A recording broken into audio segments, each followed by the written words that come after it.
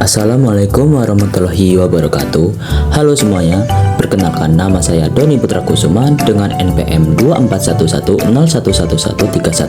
Saya dari Prodi S1 Manajemen Fakultas Ekonomi dan Bisnis Universitas Lampung. Pada kesempatan kali ini, saya akan menyampaikan resume mata kuliah Bahasa Indonesia mengenai materi ejaan Bahasa Indonesia. Yang pertama, ejaan yang pernah berlaku di Indonesia. Di Indonesia, sebelum dan sesudah kemerdekaan, ada sejumlah ejaan yang pernah berlaku. Yang pertama, ejaan Van Ophuijsen. Pada tahun 1901 ditetapkan ejaan bahasa Melayu dengan huruf Latin yang disebut dengan ejaan Van Ophuijsen. Van Ophuijsen merancang ejaan tersebut dibantu oleh Engku Namawi dan Engku Ibrahim. Hal-hal yang menonjol dalam ejaan Van Ophuijsen, yang pertama, huruf J untuk menuliskan kata-kata jang pajah sajang. Yang kedua, huruf OE untuk menuliskan kata-kata goro, ito, dan omor. Lalu yang kedua, ejaan Sewandi. Pada tanggal 19 Maret 1947, ejaan Sewandi diresmikan dan diberi julukan ejaan Republik. Hal-hal yang menonjol dalam ejaan ini adalah yang pertama, huruf OE diganti dengan U seperti pada kata guru, itu, umur. Dan yang kedua, kata ulang boleh ditulis dengan angka kedua seperti anak-anak, berjalan-jalan, dan ke barat-baratan. Lalu yang ketiga, ada ejaan Melindo. Pada akhir tahun 1959, Sidang Pemutusan Indonesia dan Melayu, Slamet Mulyana dan Syekh Nasir bin Ismail masing-masing berperanan sebagai ketua perutusan menghasilkan konsep ejaan bersama yang kemudian dikenal dengan nama ejaan Melindo, yaitu Melayu Indonesia. Selanjutnya, perkembangan politik selama tahun-tahun berikutnya antara Indonesia dan Malaysia mengurungkan peresmian ejaan ini. Lalu yang terakhir ada ejaan bahasa Indonesia yang disempurnakan, yaitu EYD.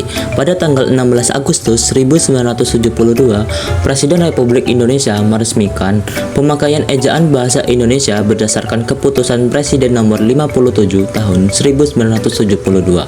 Departemen Pendidikan dan Kebudayaan menyebarkan buku kecil yang berjudul Pedoman Ejaan Bahasa Indonesia yang disempurnakan sebagai patokan pemakaian ejaan itu. Selanjutnya, komponen-komponen ejaan.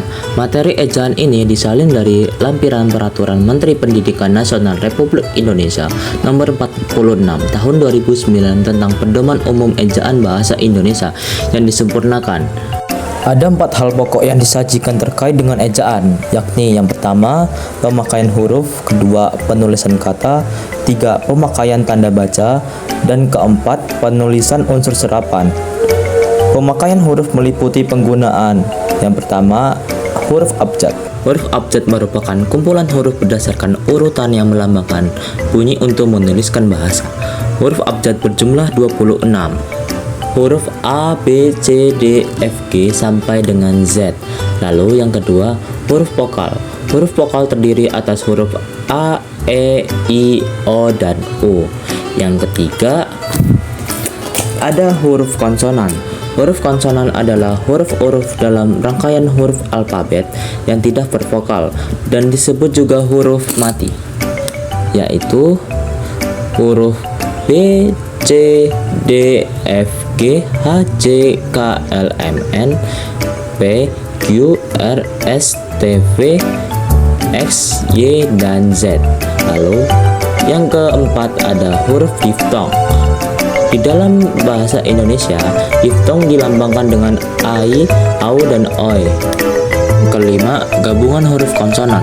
Gabungan huruf konsonan KH dipakai pada khusus dan NG dipakai pada kata ngilu. NY dipakai pada kata nyata dan SY dipakai pada kata syarat. Keenam, huruf kapital. Huruf kapital atau huruf besar dipakai sebagai huruf pertama kata pada awal kalimat. Misalnya, dia membaca buku. Kedua, huruf kapital dipakai sebagai huruf pertama petikan langsung. Misalnya, adik bertanya, kapan kita pulang? Ketiga, huruf kapital dipakai sebagai huruf pertama dalam kata dan ungkapan yang berhubungan dengan agama, kitab suci, dan Tuhan, yaitu Islam, Kristen, Hindu, dan Allah.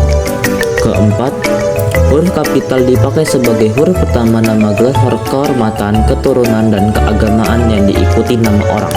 Misalnya, Sultan Hasanuddin. Setelah itu, Huruf kapital tidak dipakai sebagai huruf pertama nama gelar kehormatan, keturunan, dan keagamaan yang tidak diikuti nama orang. Misalnya, dia baru saja diangkat menjadi sultan. Kelima, huruf kapital dipakai sebagai huruf pertama unsur nama jabatan yang diikuti nama orang, nama instansi, atau nama tempat yang digunakan sebagai pengganti nama orang tertentu. Misalnya, Wakil Presiden Adam Malik. Lalu, huruf kapital dipakai sebagai huruf pertama nama jabatan atau nama instansi yang merujuk kepada bentuk lengkapnya. Misalnya, sidang itu dipimpin oleh Presiden Republik Indonesia. Lalu, huruf kapital tidak dipakai sebagai huruf pertama nama jabatan dan pangkat yang tidak merujuk kepada nama orang, nama instansi, atau nama tempat tertentu. Contoh kalimatnya, berapa orang camat yang hadir dalam rapat itu. Lalu, keenam, huruf kapital dipakai sebagai huruf pertama unsur-unsur nama orang. Contoh kalimatnya, Amir Hamzah. Catatan, huruf kapital tidak dipakai sebagai huruf pertama seperti pada D, Van, dan Der dalam nama Belanda, Von dalam nama Jerman, atau Da dalam nama Portugal. Misalnya, J.J. de Hollander, J.P. Van Bruggen, Otto von Bismarck, dan Vasco da Gama. Lalu yang kedua, dalam nama orang tertentu, huruf kapital tidak dipakai untuk menuliskan huruf pertama kata bin atau binti. Misalnya, Abdul Rahman bin Zaini. Selanjutnya, huruf kapital dipakai sebagai huruf pertama singkatan nama orang yang digunakan sebagai nama jenis atau satuan ukuran. Misalnya, Pascal Siken. Yang ketujuh, huruf kapital dipakai sebagai huruf pertama nama bangsa, suku bangsa, dan bahasa. Misalnya, bangsa Eskimo dan suku Sunda. Lalu yang ketujuh, huruf miring. Huruf miring dalam cetakan dipakai untuk menuliskan nama buku, majalah, dan surat kabar yang dikutip dalam tulisan. Contohnya, saya belum pernah membaca buku Negara Kertagama karangan Prapanca. Yang kedelapan, huruf tebal. Huruf tebal dalam cetakan dipakai untuk menuliskan judul buku, bab, bagian bab, daftar isi, daftar tabel, daftar lambang, daftar pusaka, indeks, dan lampiran.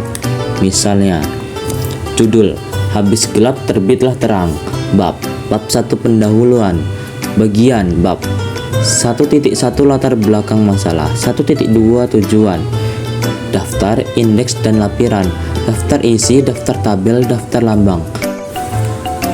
Penulisan kata. Yang pertama, kata dasar. Kata yang berupa kata dasar ditulis sebagai satu kesatuan.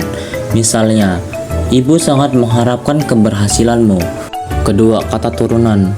Imbuhan, awalan, sisipan, akhiran ditulis serangkaian dengan bentuk dasar. Misalnya, berjalan, dipermainkan, gemetaran, kemauan, lukisan, menengok, petani, dan lain sebagainya. Lalu ada kata bentuk ulang. Bentuk ulang ditulis dengan menggunakan tanda hubung di antara unsur-unsurnya. Misalnya, anak-anak, berjalan-jalan, biri-biri, buku-buku, dan hati-hati, dan sebagainya. Keempat, gabungan kata. Unsur-unsur gabungan kata yang lazim disebut kata majemuk ditulis terpisah. Misalnya, duta besar, kambing hitam, simpang 4, dan mata pelajaran. Yang kelima, suku kata. Pemenggalan kata pada kata dasar dilakukan sebagai berikut. Jika di tengah kata ada huruf vokal yang berurutan, pemenggalannya dilakukan di antara kedua huruf vokal itu. Misalnya, buah. Pemenggalan kata-katanya itu berada di tengah bu dan ah. Yang kedua, huruf diftong ai, au, dan oi tidak dipenggal. Misalnya, pandai, aula, saudara. Yang keenam, kata depan di, ke, dan dari. Kata depan di, ke, dan dari ditulis terpisah dari kata yang mengikutinya, kecuali di dalam gabungan kata yang sudah lazim dianggap sebagai satu kata, seperti kepada dan daripada. Misalnya, bermalam sajalah di sini. Kain itu disimpan di dalam lemari. Saya pergi ke sana kemari mencarinya. Ia datang dari Surabaya kemarin. Lalu yang ketujuh, ada partikel. Partikel lah, kah, dan tah ditulis serangkaian dengan kata yang mendahulunya. Misalnya, bacalah buku itu baik-baik. Apakah yang tersirat dalam surat itu? Siapakah gerangan dia? Yang kedua, partikel pun ditulis terpisah dari kata yang mendahulunya. Apapun permasalahannya, dia dapat mengatasinya dengan bijaksana. Ketiga, partikel per yang berarti demi, tiap atau mulai ditulis terpisah dari kata yang mengikutinya. Misalnya, mereka masuk ke dalam ruangan satu persatu. Yang kedelapan, singkatan dan akronim.